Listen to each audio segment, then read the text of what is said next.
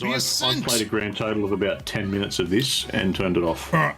Well, this game came out on the 30th, so last week, and it was on Game Pass. And what it is, it's a, what do they call it? Twin stick shooter with an isometric view. And the first thing that is the most notable is that the visuals are amazing. When I think top-down games or twin stick shooters, I think of, passable graphics and just fun gameplay, really. This one, but the also visuals, very flat. What, very flat? What's flat? Yeah, well, like when you think of a twin stick, when you think of a twin stick shooter world, you think of it's got your corridors or whatever, but it's usually a very flat. This one's very correct. Very, now this game, verticality in it. This game could have easily been transferred. This just standing on the outside looking in. I don't know any actual tech specs on this, but I actually feel like it could easily be changed into a first-person shooter by just changing the camera angle, because everything looks like it's been made full 3D. All of the environments and characters are all fully realized. It's just that they've taken the camera really up high above. It is an astonishing feat of creating an environment that looks amazing. Now, it is a cyberpunk style game, and I heard a lot of stuff before the release of the Ascent saying that this is the cyberpunk that we should have got when Cyberpunk 2077 launched. But you know what? Unfortunately, the Ascent has a lot more in common with Cyberpunk 2077 than I would have liked.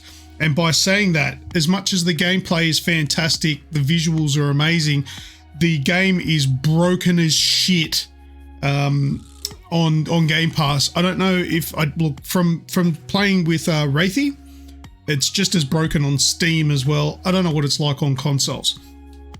Now, there's a couple of things that I want to mention as well. It's a little bit on a tangent, but a couple of months ago, this game was placed onto the Xbox.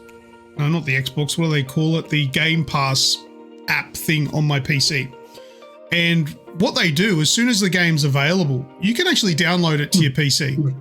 You can't play it until the release date, but you can literally download it. So you can get it done months in advance. And I did it. I don't know why, but I installed it like 2 months ago.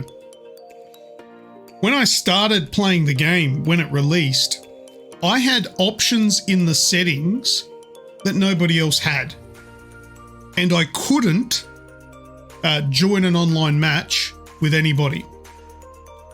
And it was strange because it was almost like there was a day one update, but my game was up to date. It said there were no updates because there were people online saying that there's no DLSS, and Wraithy was saying that as well. No DLSS, but I had a setting for DLSS on mine, but it was grayed out. But Wraithy was saying that there was no DLSS settings. It just wasn't there. So why did I have it and he didn't? We're both running 30 series graphics cards, but DLSS wasn't there. Ray tracing was there and it was turned on, but it didn't have ray tracing in the game. Then what I did, because we couldn't join each other, because for some reason when I would try and join an online match with Wraithy, it would tell me I need to update the game. But then I would leave the game and there are no updates available for it. So I deleted the game and reinstalled it, went back into the settings, those grayed out DLSS settings, gone. So they're just not there anymore. They're not grayed out. The DLSS settings are gone. So, and once again, the ray tracing settings were there. They were on, but they didn't work. There was no ray tracing in the game. And you could tell that by the reflections in the puddles. They were absolutely horrible. Apparently there's been a bit of a blow up about that. The ray tracing thing is something that's they've just not included with Game Pass. Like with the Game Pass version of it. Well, I'm thinking that there's just an issue and they had it removed because or disabled or something because of a problem with it. DirectX 12, you need to run DirectX 12 to have ray tracing and DLSS, and it's all still in beta. So I would imagine there's probably just issues. That's why it was removed. I don't think it was just because they're not providing that for the free version, so to speak, the Game Pass version. But anyway, that's one issue, and that's another thing to consider.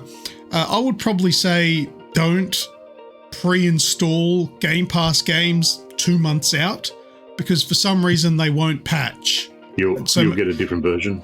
Yeah, maybe a day or two before release. Then maybe preload it, because that was an issue that was beyond anything that that sort of comes after that. But anyway, the issues that I have had in the game are things like the multiplayer character that I'm in with. So if I'm playing with Wraithy, his character moves on screen at about 8 FPS. So the game runs at 140 FPS for me. But his character, the animations are at 12 FPS. It's probably a latency issue or an online issue, but it didn't look that great. That's just one little thing that I can probably look past. Nothing major. But then there are other issues like bugs where there was fairly early in the game, probably only about 20 minutes to half an hour into the game, there's a mission where you have to kill 4 of these chrome, whatever they are. They're basically mini boss enemies, but only one of them appeared and the other 3 never spawned. I left the game, reloaded it, still not there. Quit the game, reloaded it, still not there. So I had to start a brand new game, new save file, new character, and played through it, and then all 4 of them spawned. So that was a game-breaking bug there that was that's really bad. I mean, it wasn't so bad because it was near the start, but imagine if that happened 10 hours into the game. Like, that's woeful. Then there was also there is another recurring issue where I'll be shooting my gun and then my gun just stops firing, almost like I'm out of ammo. But the thing is, this game doesn't have limited ammo. It's unlimited. You just have clip sizes. So you might have 45 in the clip, or you might have 12. It's unlimited. You can just keep spraying and praying, right? But it just stopped. The gun stopped working, and I couldn't shoot anymore. In a twin stick shooter, that's really important to be able to fire your gun. Kind of necessity, yeah.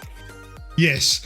And so, as much as Cyberpunk 2077 was given a whole bit of flack for being broken, not once did I ever incur, and this was on PC, I never encountered a game-breaking bug. All of the bugs that I encountered in 2077 were just like, oh, that looks shit, that looks terrible, but anyway, moving on.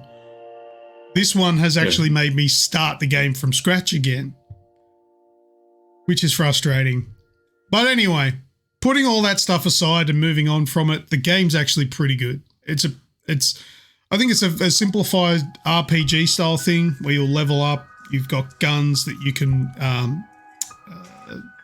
level up the guns as well using different bits and pieces that you find to upgrade and things like that.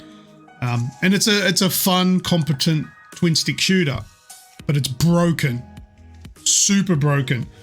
No harm, no foul if you've got it on Game Pass to play it, but if you've got to pay money for this, I'd be waiting until it's fixed because it's in a pretty shit state at the moment. But yeah, that's my experience with the Ascent. Sorry. Have you played it just on your own without being online? Yeah. How was optimization for you? Well, with the way it runs? Yeah, and the way it reacts to your PC. No, it was did you notice it? You didn't notice anything? It was a little bit stuttery to start off with, but that stuff sort of seemed to iron itself out. But other than that, no, it's fine. Okay. So I played, like I said, about 10 minutes, and it was something that I saw you guys playing it the night before, and I didn't want to do anything. I think I ended up sitting in front of the TV that night. But yeah, so I downloaded it the next day and got it kicked off to see if you were going to jump on again, sort of thing, and just sort of started playing it just to get a bit of a feel for it. And it ran fine. Like I said, like you said, it looks fantastic. It ran fine, but one thing I noticed is my GPU temperature went nuts, just spiked big time. To what? And I didn't see what it spiked to, but I've got the RGB on the side reacts to temperature. Yeah. So it went from green straight up to nearly red, and the fans went absolutely nuts. So I don't know what, like to the point where I'm playing something like Call of Duty or Cyberpunk, and Cyberpunk itself and Call of Duty Black Ops doesn't have that sort of draw on it as well. I just didn't know if it was, like you said, something in that first bit that ironed itself out, or there was something more problematic there. But I don't think it did it to a point where it was dangerous. I just noticed that it did it. Yeah, look, I mean, it shouldn't anyway. You should have a thermal cap on your GPU, which is usually, I think, 84 it's degrees. In the 90s. No, it shouldn't be in the 90s. But yeah, either way, I heard the fans pull up, and yeah, it was very strange to do that. So yeah, weird. But look, I mean, it is quite an labor intensive game. Like I said, it's like full 3D, and like when you go into cutscenes, it full changes angles. Graphicus_USM super chatted $1.47. Come to the South Oz. The pubs are open. We can't. I would love to. We're not allowed to go anywhere. So, and plus, if my only option was to go to South Australia or Adelaide, I'll just stay in lockdown, thanks. Mate, 45 minutes that thanks way, the pubs are open. And we're not allowed there either. So. Yeah, Greater Western Sydney or whatever, we're locked in our rooms. But doesn't locked matter. in. Yeah, look, that's the Ascent. It's not without its issues, but as soon as it's fixed, it'll be a good game. Actually, one last thing. I was talking to Wraithy the other day, and I'm frustrated. I'm sick to death of these games, and it's happening more and more and more often. These games getting released broken. What is coming out on Game Pass? What's that got to do with it? Because so often these games that are coming out on Game Pass are fucking broken. Yeah, but it's not an exclusive. It's come out on Steam as well. The game's just these days are just coming out in a broken state, and it's almost like they're just accepting that, oh well, this game's going to be shit for a couple of months and then it'd be good. But then for people that are early adopters, we get the bad experience, and yeah. I'm getting tired of it, and it needs to change to a point like Nintendo. Have you ever played a Nintendo game that was broken? Like a first-party Nintendo game? No. They don't do that. Their games come out and they work. Yeah, they probably have bugs, but very rarely are they game-breaking bugs. I know they do exist. I know they have had issues, but they're not as widespread as what these games are all like. And there needs to be a point where, like, come on. If you're going to start charging $120 like Sony does, your game needs to be fixed. It needs to work when we get it. It needs to be spot on, it needs to be polished. Yeah, get the shit working before you release it. And that Nintendo quote still resonates today. A delayed game is eventually good, but a bad game is forever bad. Like, just delay your frigging game. I just feel like the bad press that you get from releasing a shit broken game is worth just delaying it a little bit, because people will be like, oh, it's been delayed, that sucks. But at least they're not saying your game's broken and shit.